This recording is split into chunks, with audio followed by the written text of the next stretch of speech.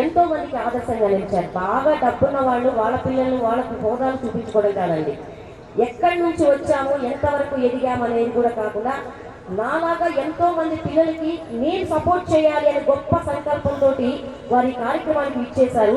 గొప్ప మనసు ఉంటే తప్ప వారు గొప్పవారు కాలేరండి.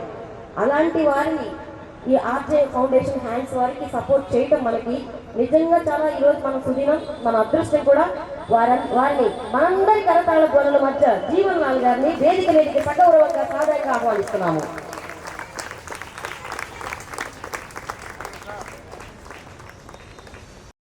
సో న్యూ సింగిల్ పేరెంట్స్ వచ్చారు.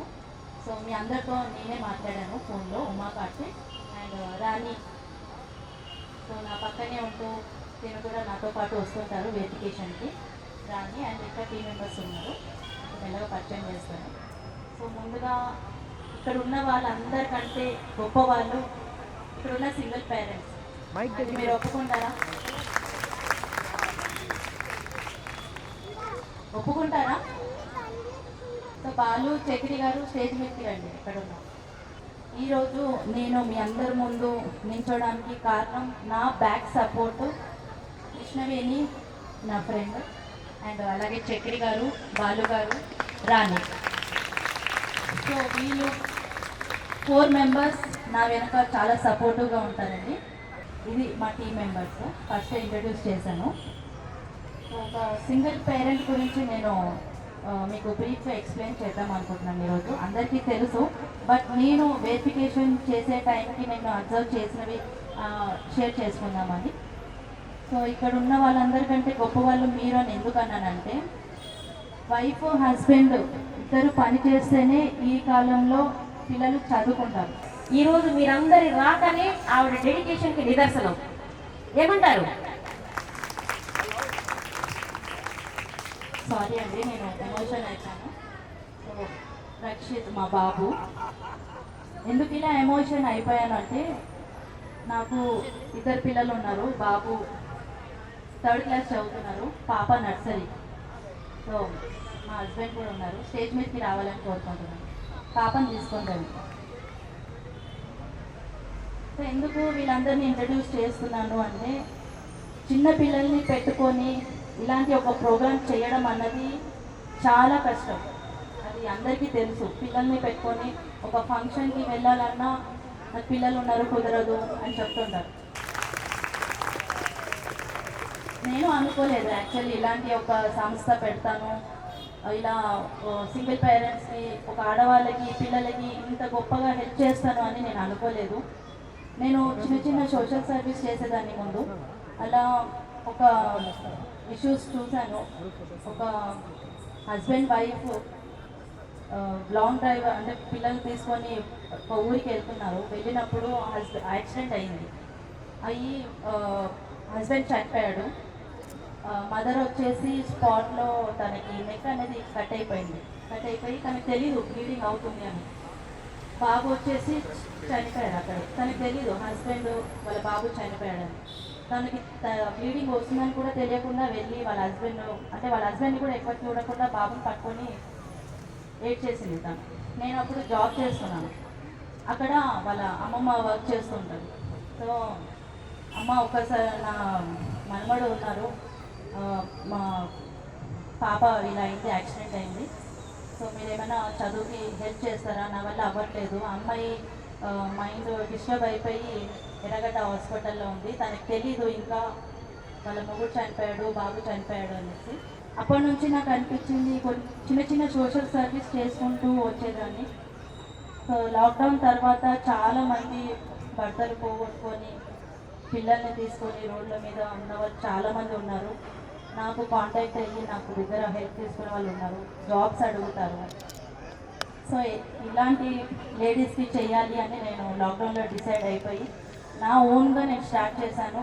ఈవెన్ మా ఇంట్లో కూడా తెలీదు నేను ఇలా సోషల్ సర్వీస్ చేస్తున్నాను అని. ఈవెన్ నా ఫ్రెండ్స్ ఎవరికి కూడా తెలియదు. అలా నా జర్నీ స్టార్ట్ అయింది. సో ఒకరోజు ఇలాగే ఒకరు చనిపోతే నేను వెళ్ళాను. అక్కడ ఒక లేడీ, నేను 2 పిల్లల్ని పట్టుకొని ఏడ్ చేస్తుంది. ఇంకా రిలేటివ్స్ కూడా ఎవరు తన దగ్గరికి వెళ్ళట్లేదు. లిటరలీ వాళ్ళ అత్తయ్య వాళ్ళు కూడా మాకే స్తోమత లేదు, ఇప్పుడు నిన్ను మేము ఏం చూడాలి, నా కళ్ళ ముందు తనని వాళ్ళ అమ్మగారి ఇంటికి పంపించేసింది. అంటే కొడుకు చనిపోయాడు, కొడుకు చనిపోయాక ఇంకా నీతో నాకు పని లేదు, మీ అమ్మగారి ఇంటికి వెళ్ళిపో అని నా కళ్ళ ముందే తను పంపించే వరకు నేను చాలా డిస్టర్బ్ అయ్యాను అక్కడ. సో ఒక ఆడపిల్ల భర్త లేకుంటే, అంటే భర్త ఉన్న రోజులు అత్తగారి ఇంట్లో తనకి వాల్యూ ఉంటుంది, తనకు ఒక షెటర్ అన్నది ఉంటుంది. సో హస్బెండ్ లేకపోతే తన బతుకు రోడ్డు మీదనే అని నాకు 1 వీక్ నేను చాలా డిస్టర్బ్ అయ్యి చేస్తే ఇలాంటి వాళ్ళకి నేను సహాయం చేయాలి అని ఒక స్టూడెంట్ నేను పర్మనెంట్గా చదివిస్తున్నాను. తర్వాత అలా ఇంకొక స్టూడెంట్ యాడ్ అయ్యారు. సో సరే శాలరీ నా ఎవరిని కూడా మనము లేదు అని చెప్పలేకపోయాను. నేను నాకున్నంత వరకు ఇది చేద్దాము అని నేను స్టార్ట్ చేశాను. ఒక టీమ్గా ఫామ్ చేసుకున్నాను. ఫస్ట్ చిక్కిరి గారు, రాణి, బాలు గారు, వీళ్ళకి చెప్పాను, కృష్ణని. సో వీళ్ళు నాకు ఎంతో సపోర్ట్ చేసి ఆఫీస్ ఓపెన్ చేసి లోగో లాంచ్ చేసి ఈరోజు ఈ కార్యక్రమం చేస్తున్నాను. సో పిల్లల విషయానికి వస్తే ఒక తండ్రి లేకుండా పిల్లలు ముందుకెళ్ళడం అన్నది చాలా కష్టం. ఆ బాధ ఏంటో మీ అందరికీ తెలుసు. ఎందుకంటే మేము నలుగురం వెరిఫికేషన్కి వెళ్ళినప్పుడు తల్లి మాకు అన్ని విషయాలు చెప్పదు, కొన్ని విషయాలు షేర్ చేసుకుంటారు. తర్వాత నాకు ఫోన్ చేసి ఎలా ఏడుస్తారంటే, మా ఇంటికి ఎవ్వరు కూడా, మా చుట్టాలు కానీ మా అత్తయ్య వాళ్ళు, మా అమ్మ వాళ్ళు ఎవ్వరు కూడా భర్త చనిపోయాక మాకు వాల్యూ ఇవ్వట్లేదు, మా ఇంటికి మమ్మల్ని వెతుక్కుంటూ వచ్చింది మీ యొక్క ఆర్య సంస్థని అని చెప్పి వాళ్ళ కష్టాలు నాతో షేర్ చేసుకుంటారు.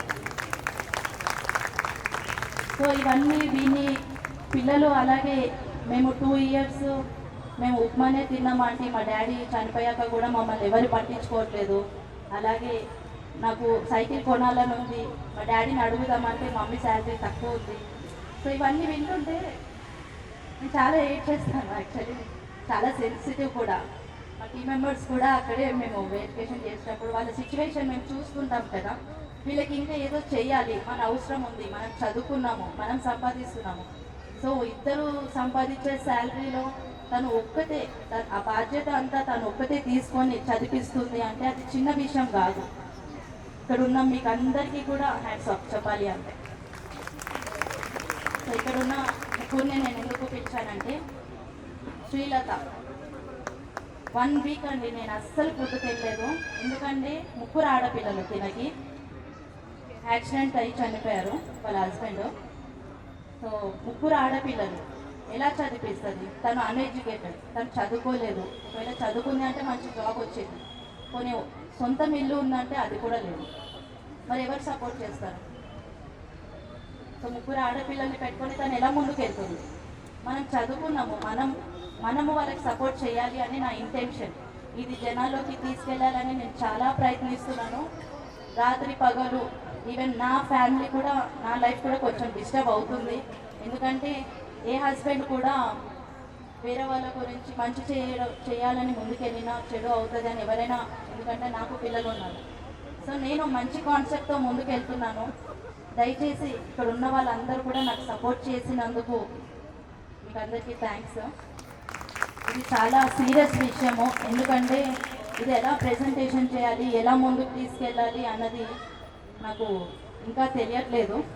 సో ఇలా ఇంతమంది ముందు మాట్లాడడం కూడా నేను చాలా స్టార్టింగ్ స్టేజ్.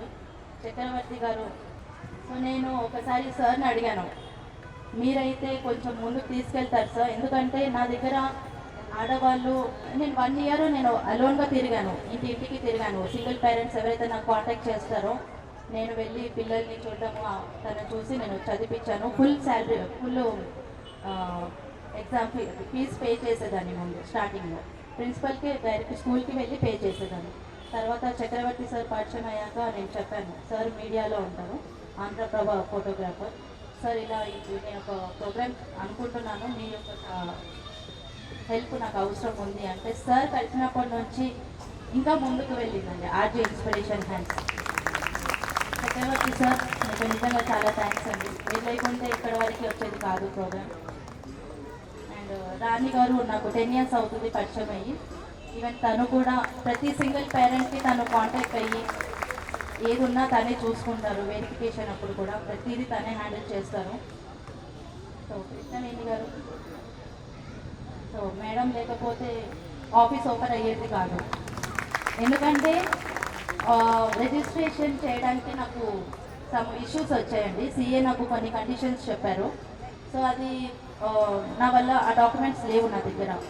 సో నేను నా బెస్ట్ ఫ్రెండ్, నేను తనకి చెప్పి మీ ఇంటి అడ్రస్ మీ అడ్రస్ మీద నేను రిజిస్ట్రేషన్ చేయాలనుకుంటున్నాను. కరెంట్ అకౌంట్ ఇవన్నీ కూడా కృష్ణవేణి పేరు మీదనే నేను ఓపెన్ చేశాను. కృష్ణవేణి నిజంగా థ్యాంక్స్. పేపర్ చేసిన దానికి మనం హెల్ప్ చేసింది చాలా తక్కువ నేను అనుకోవడం. ఈ అప్రిసియేషన్స్ వద్దు, ఇంకా ఏదున్నా మేము హెల్ప్ చేస్తామని చెప్తున్నాను. భాగ్య, నేను కూడా సింగిల్ పేరెంట్ అండి. 2 పిల్లలు ఉన్నారు. ఎంతో ఫైట్ చేసి లవ్ మ్యారేజ్ చేసుకున్నారు. ఆఫ్టర్ మ్యారేజ్ హెల్త్ ఇష్యూస్ వచ్చి తన హస్బెండ్ చనిపోయారు. ఏజ్ 24 అండి. బాబు చిన్న క్లాసే ఉన్నారు, నర్సరీ.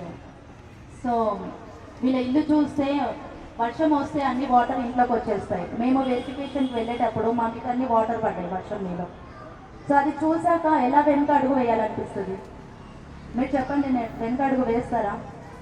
ఒక్కరు సింగిల్ పేరెంట్ బాధ వింటేనే మనం డబ్బులు ఇచ్చేసి మనం సైడ్ అయిపోతాం. అలాంటిది ఇంతమంది సింగిల్ పేరెంట్స్ వెరిఫికేషన్ చేసి నేను వెనుక అడుగు వేయను అని డిసైడ్ అయిపోయి నేను మా హస్బెండ్తో కూడా మాట్లాడి నేను ఎలాగైతే ఇది నా వల్ల కొన్ని ఫ్యామిలీస్ లైఫ్ సెట్ అవుతే అంతే చాలు అని నేను పర్మిషన్ తీసుకొని మా అత్తమ్మ గారు చెప్పినారండి. సరే, మా అత్తయ్య గారు అండి. సో పాపని కూడా ఇప్పుడు మా అత్తయ్య మీకి అక్క చెప్పేసి మీ వర్క్ మీద నేను వస్తాను వెరిఫికేషన్కి. పాప నర్సరీ చదువుతుంది, హాఫ్ డే. సో మా అత్తమ్మకు కూడా థ్యాంక్స్ చెప్తూ, ఎందుకు నేను మీరు చిన్న అంటే వీళ్ళ గురించి పరిచయం చేస్తున్నాను అంటే మీకు ఒక 2-3 ఎక్స్పీరియన్స్ షేర్ చేసుకోగలుగుతాను. ఇక్కడ ఉన్న వాళ్ళందరివి నేను చెప్పలేను. మ్యాక్సిమం ఇందులో హాఫ్ సింగిల్ పేరెంట్ వెరిఫికేషన్ అయిపోయింది, కొత్త వాళ్ళు ఉన్నారు. సో మీకు తెలియాలి ఏమవుతుంది, ఆర్జీ ఇన్స్పిరేషన్ ఏంటి అని. సో రోహిణి, ఈమెకి 2 పిల్లలు ఉన్నారు, ఏజ్ 24. తిను బంజరైల్స్లో వాళ్ళ హస్బెండ్తో ఒక వర్క్లో ఉన్నారండి. అక్కడ రోడ్ సైడ్లో షెడ్ వేసుకొని. సో అప్పుడు తిను 5th మంత్. సో 5 months ఉన్నప్పుడు వాళ్ళ హస్బెండ్ స్నానంకి వెళ్ళి కరెంట్ షాక్ తగిలి చనిపోయారు వాష్రూమ్లో. సారీ ఇది గుర్తు చేస్తున్నాను, బట్ సింగిల్ పేరెంట్స్ గురించి కాబట్టి చెప్పాల్సి వస్తుంది. సో ఒకరికొకరు అర్థం చేసుకుంటారు. ఈ ఆర్జే సంస్థ ఎందుకు ఇలా ప్రోగ్రాం పెట్టింది, ఎందుకు అన్నది మీకు తెలియాలని చెప్తున్నాను. సో ప్రెగ్నెన్సీ ఉంది, తను పాప ఇప్పుడు ఏ క్లాస్? 3rd class. వెరిఫికేషన్కి వెళ్ళినప్పుడు మేము తనతో మాట్లాడే కంటే మేము ఏడవడమే ఎక్కువ ఉంది. ఎందుకంటే ఈవెన్ చక్రి గారు కూడా ఏడ్చారు, మా కెమెరామెన్. ఎందుకంటే వాళ్ళ పాప ఒకటే మాట అన్నది, మమ్మీ స్కూల్లో అందరూ పేరెంట్స్ వస్తారు, మమ్మీ డాడీ మరి అన్నిటికీ నువ్వే పరిగెడుతుంటావు అని చెప్పేసి తను చెప్పుకొని తన పర్సనల్ విషయాలు చెప్పడం. నేను కొంచెం ఫుల్ ఫీజు పే చేయకపోయినా అట్లీస్ట్ కొంచెం సపోర్ట్ చేసి నేను ఉన్నాను అని ఒక ధైర్యం వల్ల ఉన్నాను అన్న చెప్పాలనే ఉద్దేశమే అంతే. ఆర్జీ ఇన్స్పిరేషన్ ముందు కంప్లీట్ ఫీజ్ పే చేసేదాన్ని, ఇప్పుడు 50% అయిపోయింది, ఇప్పుడు 20% అయిపోయింది, ఇప్పుడు 5% పే చేస్తున్నాను. అది కొంతమంది పేరెంట్స్కి ఏంటి మేడం ముందు ఫుల్ ఫీజు పే చేసేవాళ్ళు ఇప్పుడు కొంచెమే పే చేస్తున్నారంటే స్టూడెంట్స్ ఎక్కువ అయిపోయారు. ఎందుకంటే ఈవెన్ నాకు బయట ఫండ్స్ కూడా ఏమీ నేను ఇప్పటిదాకా రాలేదు, నేను ఆశించట్లేదు కూడా. సార్ వాళ్ళందరూ కూడా ముందుకు వచ్చి మిమ్మల్ని సపోర్ట్ చేయాలి అని ఈరోజు January 1st అందరూ బిజీ ఉంటారు, బట్ అయినా ఇక్కడికి వచ్చి మిమ్మల్ని సపోర్ట్ చేయాలని అనుకుంటున్నాను సార్. మీ అందరికీ కూడా specially thanks sir. So fees నా వల్ల ఎంత అవుతుందో అంతవరకు సపోర్ట్ చేస్తాను.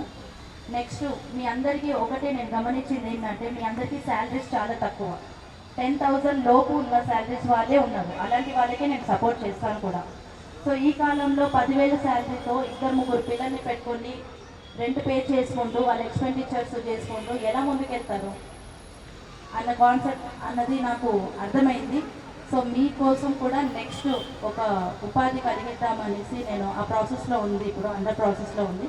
ఒక స్మాల్ స్కేల్ బిజినెస్ స్టార్ట్ చేస్తున్నాను. ఒక 10-20 సింగిల్ పేరెంట్స్ నుంచి నెక్స్ట్ మనకి ఇలాగే సపోర్ట్ ఉంటే నేను ఒక 20 సింగిల్ పేరెంట్స్ని సెలెక్ట్ చేశాను. సో వాళ్ళతో నేను బిజినెస్ గ్రాండ్గా ఓపెన్ చేయాలి. వీలైతే మన జీవన్ లాల్ సరే మనకి ఓపెనింగ్ రావాలని కోరుకుంటున్నాను. Thank you. సామల వేణు గారు ఆర్జే ఇన్స్పిరేషన్ హ్యాండ్స్ ఫౌండర్ అయినటువంటి ఉమా కార్తీక్ గారిని సన్మానించాలని చాలా గౌరవంగా వారు వచ్చారు.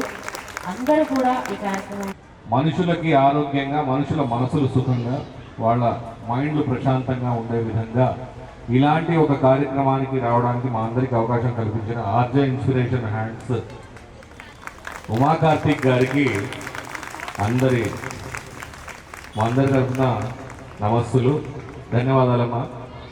ఇంత అద్భుతమైనటువంటి కార్యక్రమానికి మమ్మల్ని అందరినీ పిలిచి ఈ రోజున కొత్త సంవత్సరం ఆరంభం అనేటువంటిది ఇంత దిగ్విజయంగా, ఇంత దివ్యంగా స్టార్ట్ చేసినందుకు మీకు మా ధన్యవాదాలు. Thank you so much. ఇక్కడ మాట్లాడిన ప్రతి వక్తలో హృదయంలో ఒక కదలిక చూశాను. చాలా గొప్ప విషయం. వేదిక అలంకరించిన మీ అందరికీ ఒక్కొక్కడు మన ఇన్స్పెక్టర్ గారు ఎంత చక్కని విషయాలు చెప్పారు. క్రైమ్ని చాలా దగ్గరగా చూసినప్పుడు ఇప్పుడు పిల్లలు బాగుపడడానికి, పిల్లలు చెడిపోవడానికి ఏం డిసైడ్ అవ్వాలి? నేను ఏం కావాలి, నేను ఏం సాధించాలనుకుంటున్నాను అనేటువంటిది మీరు డిసైడ్ అయితే చాలా అయిపోతారు అంతే. ఇది మీ మనసుకు ఫస్ట్ చెప్పుకోండి. I want to become so and so, I have to become a pilot, I have to become a doctor, I have to become a police inspector, I have to become an engineer, I have to become a something, shipman, wagera, airman, etc., etc. Whatever you feel like, whatever touches your heart, మీ మనసుకు ఏదనిపిస్తే అది ఖచ్చితంగా మీరు అవుతారు. అయితే ఇది అవ్వడానికి జనరల్గా తల్లిదండ్రులు అవసరం లేదు. ఫస్ట్ ఆఫ్ ఆల్ మీ అందరికీ చెప్తున్నా, what you have to become, మీరు ఏం సాధించాలి అనే దానికి తల్లిదండ్రుల అవసరం ఏం సంబంధం లేదు.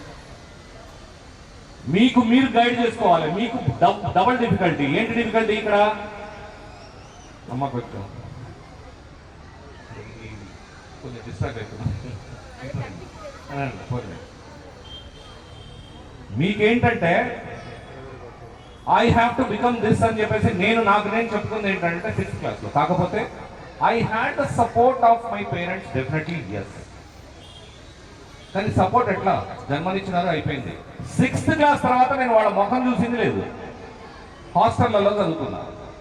పిల్లలు మీకే చెప్తున్నా, ఒక్కొక్కళ్ళకి 6th క్లాస్ తర్వాత హాస్టల్లో కూర్చొని చదువుకున్నా.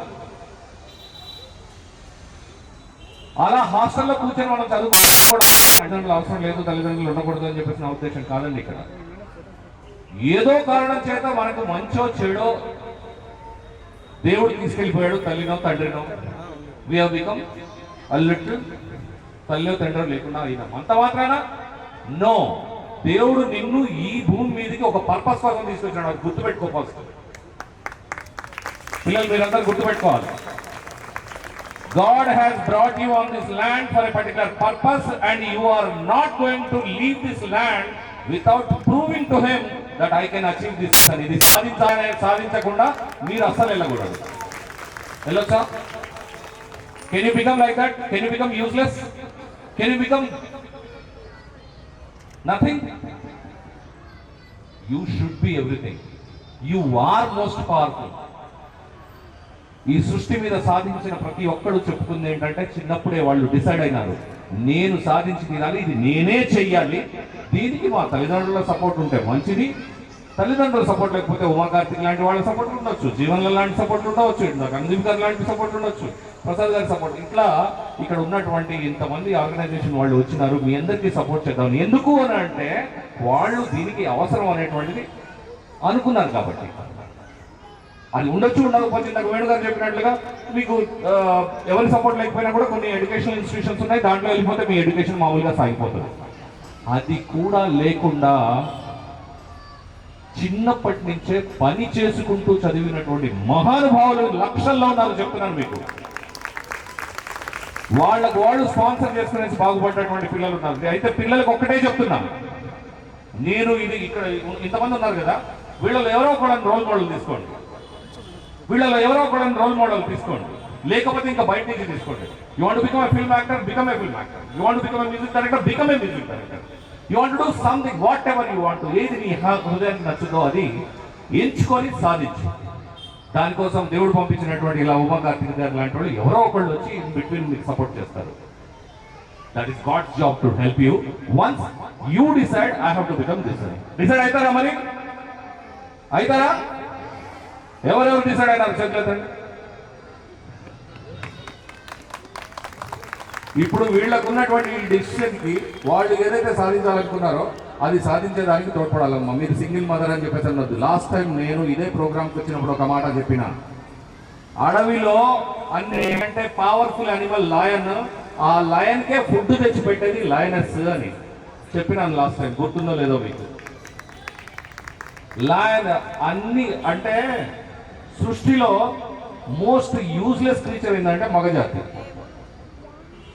ఆడజాతి మీదే డిపెండ్ అవుతుంది సృష్టి మొత్తం. ఒక్క మానవుల్లోనే మనం కొంచెం డిఫరెంట్గా చేసాం. ఎలా డిఫరెంట్గా చేసామంటే ఆడదాన్ని బయటికి రానికుండా చేసి డిఫరెంట్గా చేసాం. మీరు కానీ బయటకు వచ్చిందంటే మేము out. Once the ladies come out in the society, the men do not have a job, they have to run for their life. I'm telling you, centuries together, వందల సంవత్సరాలు వేల సంవత్సరాల నుంచి లేడీని బయటికి రానిలే. భగవంతుడు మీకు అన్యాయమే చేశాడు భర్తను తీసుకెళ్ళి, కానీ take it as an opportunity అంటున్నా. ఇది ఒక అవకాశంగా తీసుకునేసి శివంగిలాగా దూకేసి నీ పిల్లల్ని తయారు చేయి, అది నీ గొప్పతనం. ఒక చిన్న ఈ మొత్తం ఎపిసోడ్లో ఇలాగా వీళ్ళకి గవర్నమెంట్ తరఫున ఒక సపోర్ట్ తీసుకురావాలి ఇట్లా అని చెప్పేసి అని అంటే, అది ఈ సినిమా చూసారు స్వాతంత్ర్యం మీరు? అందులో కమల్ హాసన్ వాడేమంటే సోమరాజు లేదు నా జాబ్ నా జాబ్ నా జాబ్ అని చూసారా సీన్? అలాగా ఆ లెటర్ చూడండి సార్ అని చెప్పేసి ఉమా కార్తీక్ నాకు 4 సార్లు నా వెంటబడి ఈ లెటర్ చూడండి ఇలా పంపిస్తున్నాను గవర్నర్కి, ముఖ్యమంత్రికి, ప్రధానమంత్రికి, మన ప్రెసిడెంట్ ఆఫ్ ఇండియాకి కూడా ఉత్తరం రాసి పెట్టినారు ఆవిడ మీకోసం. I have corrected that. ఎంత స్పిరిట్ ఉంది చూడండి, ఏం అవసరం. ఒక కుటుంబం ఎట్లా ఉండాలనేటువంటిది ఆవిడ కుటుంబాన్ని బట్టి చూడాలి. నిజంగా వాళ్ళ అత్తగారికి, వాళ్ళ హస్బెండ్కి, పిల్లలకి అందరికీ నేను నిజంగా నమస్కారం చెప్తున్నాను. ఎంత చక్కగా సపోర్ట్ చేస్తున్నారు ఆవిడకి. ఆవిడని ఇట్లా చక్కగా పంపించి ఆవిడని మీ అందరికీ సపోర్ట్ చేసేలాగా చేస్తున్నారు. వాళ్ళందరికీ మనం ధన్యవాదాలు చెప్పుకోవాలి. ఫస్ట్ వాళ్ళ మామగారు and everybody, all her family. So ఇవాళ నేను ఎక్కువ దీన్ని గుంజకుండా, మీ కార్యక్రమాలు చాలా ఉన్నాయి కాబట్టి ఇక్కడతో కంప్లీట్ చేసి మీ బాధ్యత ఏంటో చెప్పాను, వాళ్ళ కసి ఏంటో చూశారు. దాన్ని చేస్తూ ఉండండి, దానికి తోడ్పాటుగా మేము ఉంటాము. The modern society is different. The coming century belongs to the women. Be ready for that. All the best మీ అందరికీ.